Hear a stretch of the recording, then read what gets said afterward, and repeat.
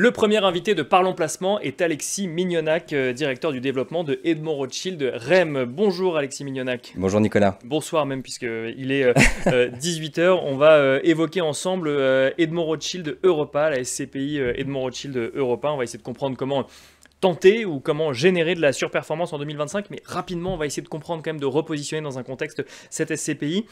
Le groupe Edmond Rothschild et ensuite Edmond Rothschild REM, donc qui est dédié aux activités immobilières. Mais le groupe Edmond Rothschild, en quelques chiffres, Alexis Mignonac? En quelques mots, donc Edmond Rothschild, c'est un groupe indépendant qui appartient donc à la famille Edmond Rothschild, qui a plus de 250 ans d'histoire. D'accord. Et qui gère à peu près 180 milliards d'euros d'actifs. Alors, sur ces 180 milliards, c'est 90 milliards via notre activité de banque privée et 90 milliards via notre activité de société de gestion, dont 13 milliards en immobilier.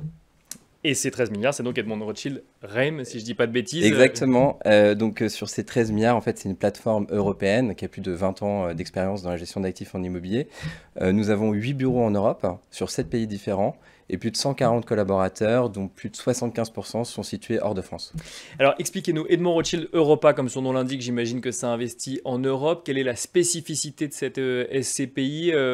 Comment la retenir pour ceux qui nous écoutent? Alors, c'est une SCPI qui s'appuie sur la plateforme du groupe Edmond Rothschild. En fait, nous investissons que dans les pays dans lesquels nous avons une présence locale. D'accord. Sachant que, donc déjà, on a une couverture assez importante parce que l'ensemble de nos bureaux nous permet de couvrir plus de 70 à 80% du marché commercial européen.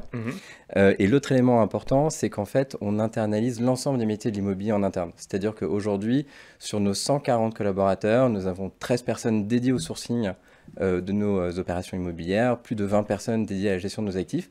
Et ces équipes sont réparties sur l'ensemble de nos bureaux. D'accord. Ce qui nous permet en fait d'avoir des Néerlandais qui s'occupent de nos immeubles aux Pays-Bas, des Allemands pour l'Allemagne et ainsi de suite dans les différents pays. C'est important d'avoir des gens sur place pour connaître vraiment les spécificités du marché. Alors, c'est essentiel pour différentes raisons. Déjà, ça nous permet de valoriser les actifs au bon prix.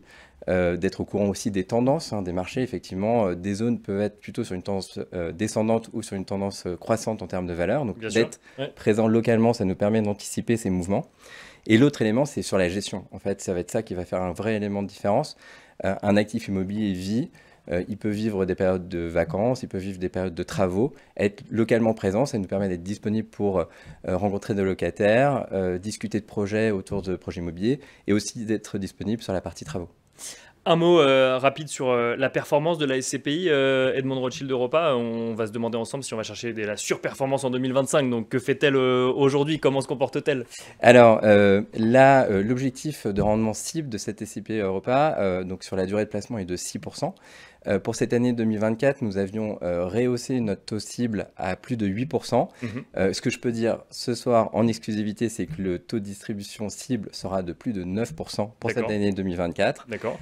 Et très prochainement, on pourra communiquer plus précisément sur cette performance. Voilà, suivez les actualités pour avoir le taux précis dans les prochains jours. Ça, c'est 2024. Là, il y a une stratégie 2025 qui se met en place. Comment est-ce que vous regardez le contexte économique avant de développer une stratégie d'investissement ou d'adaptation au contexte? Alors nous, aujourd'hui, bien évidemment, le marché immobilier est drivé par le marché des taux. Aujourd'hui, alors si je reviens un peu sur l'historique, on a eu cette dernière augmentation des taux de la Banque centrale en septembre 2023, une première baisse en juin de l'année dernière et qui depuis s'est suivie d'une baisse de plus de 135 points de base. Comment ça s'est matérialisé sur le marché immobilier pour l'instant? C'est qu'en fait, on a plutôt une stabilisation des marchés immobiliers en Europe, dans les différents pays. Elle s'explique principalement par une volonté des investisseurs d'augmenter les niveaux de rentabilité des investisseurs. Donc le coût de la dette a baissé, mais les niveaux de rentabilité attendus par les investisseurs ont augmenté, ce qui fait que les prix ont plutôt stabilisé. Ce qu'on constate, et notamment au cours du dernier trimestre de l'année 2024, c'est que cette baisse des coûts de financement ont permis aussi à des investisseurs d'être de plus en plus intéressés sur le marché immobilier, ce qui a permis d'ailleurs les derniers trimestres de voir des marchés de transactions qui ont bien redémarré. D'accord. Et ce qui nous permet d'anticiper, et c'est certainement ce qui se passera plus tard, d'anticiper des augmentations de valeur d'actifs et donc bien évidemment en bénéficier à travers notre SCPI. 2025, à quoi va-t-elle ressembler pour la SCPI Edmond Rothschild Europa, ou en tout cas pour ceux qui gèrent la SCPI Edmond Rothschild Europa? Alors, bien évidemment, continuer notre stratégie propre, c'est-à-dire de déployer nos capitaux là où nous avons des équipes locales. D'accord. C'est la volonté, par ce biais-là, de créer de la croissance pour nos partenaires et de la performance. Donc ça veut dire réaliser de nouvelles acquisitions en 2025. Réaliser de nouvelles opérations. Alors effectivement, nous avons déjà sécurisé 2 opérations sur lesquelles nous sommes en exclusivité pour pouvoir justement déployer rapidement la collecte que l'on réalise. Donc 2 opérations, d'ailleurs 2 qui sont situées aux Pays-Bas, une opération de bureau et une opération d'activité. De manière générale, le portefeuille que nous avons alors bénéficie déjà d'une implantation pan-européenne.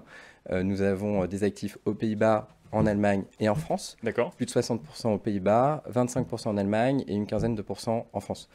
Un des objectifs qu'on avait vu très tôt, c'est d'être investi à plus de 75% hors de France et de continuer dans cette dynamique en étant investi dans les différents pays européens. Avec une volonté de rester en France quand même, parce qu'on entend souvent effectivement des stratégies nous dire on va hors de France et justement on reste hors du marché français. Chez Edmond de Rothschild Europa, il y a une volonté de rester en France aussi quand même. Alors il y a une volonté bien sûr, parce qu'il reste quand même des bonnes opportunités à réaliser sur le marché français. Nous sommes implantés localement, c'est un marché qu'on connaît très bien parce qu'on a effectivement toutes les équipes pour nous permettre de sourcer les bonnes opérations. Les marchés prioritaires à court terme sont plutôt les marchés allemands, néerlandais et irlandais, sur lesquels aujourd'hui on attache beaucoup d'attention, mais on reste attentif sur l'ensemble des marchés sur lesquels on a une présence locale. Que dire en conclusion sur Edmond de Rothschild Europa? Je rappelle la question centrale. Quelle stratégie pour générer de la surperformance en 2025? On va la chercher où du coup aux Pays-Bas en 2025? En fait, elle va se créer par cette stratégie en fait d'investir là où on a une présence locale. Ça, c'est vraiment pour nous essentiel parce que cette surperformance, on va vraiment la construire par ce biais-là de la localité, de la connaissance de nos marchés et la capacité d'agir sur nos bâtiments. Et c'est comme ça qu'on va continuer à créer de la surperformance en 2025. Merci beaucoup Alexis Mignonac de nous avoir accompagnés dans Parlons Placement. Je rappelle que vous êtes directeur du développement de Edmond Rothschild Reim. Merci beaucoup. Je vous remercie. Et quant à nous, on se retrouve tout de suite sur le plateau de Parlons Placement.